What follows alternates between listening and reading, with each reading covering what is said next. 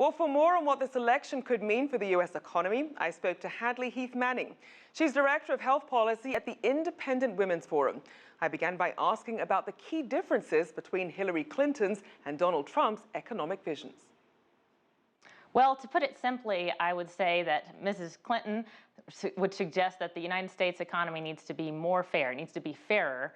And in order to get there, she's willing to make it slightly less free by putting more regulations on the energy sector, on agriculture, on our healthcare system. While on the other hand, Mr. Trump's view is that the economy needs to be more free, a freer economy, and that it's not so much the government's role to ensure that we have a fair economy. Or he might suggest that a freer economy is a fairer economy. So that's where I think that the division actually lies. It's a philosophical debate, very typical of the Republican versus Democrat debate that we have in the United States. A question of should we focus on growing the economy or should we focus on how the resources in the economy are divided?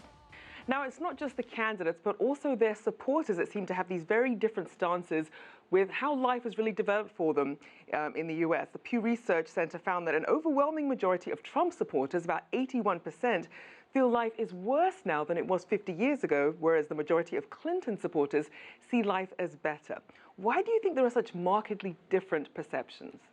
Well, it often depends on which metrics we're using to measure the direction of the economy. So you can look at overall growth in terms of the GDP, you can look at wage growth among different subpopulations in the United States, and you can look at income inequality, any number of these metrics, and you can make a case for how the economy has been improving for some people in the United States, or it's been getting worse for other people in the United States. So I would suggest actually what we have is more of a bifurcated economy where, yes, we are seeing improvements in some sectors for some people, but then on the other hand, we're seeing some backsliding or stagnation in wages in different industries. People kind of looking at different sides of the same coin, apparently.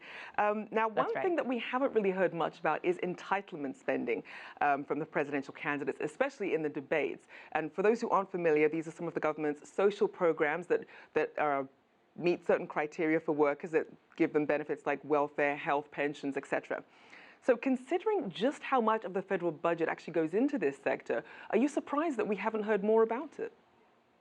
Oh, absolutely. It's a very important issue, but it's a very politically dangerous territory for candidates on either side of the aisle. So about 25% of our federal budget is today spent on Social Security. Another 25% goes to health care benefits like Medicare, Medicaid, and now the Affordable Care Act. And then another 10% goes to social safety net programs like food stamps, housing assistance, and so forth.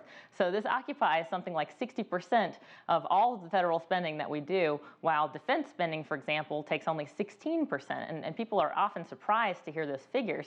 But the reality of the politics of this situation is that these are promises that the government has made, often going back as far as the 1960s when Social Security and Medicare were new programs.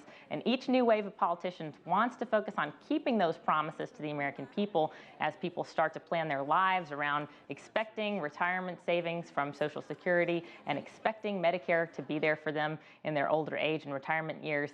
So when Americans start to expect that those things will be there, it becomes very difficult for politicians to talk about changing those programs.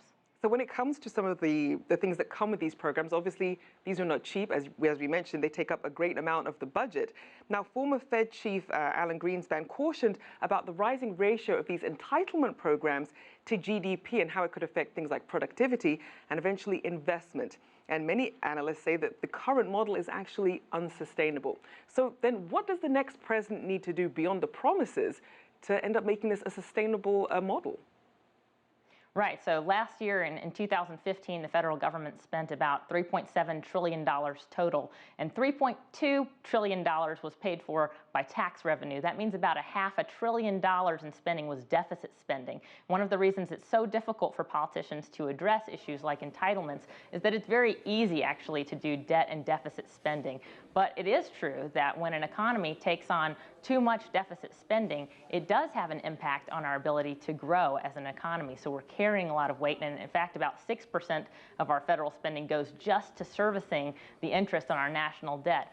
So there's no political lobby that's really focused on the future and focused on the harm to our economy that we do when we do deficit spending. So that's really, therein lies the rub, that there are political groups that are very focused on keeping the benefits that are in place today, whereas it's much harder for people to look on down the road when, for example, the Social Security Trust Fund or the Medicare Trust Fund will be bankrupt in years to come. It's harder to focus on the future than it is on the present.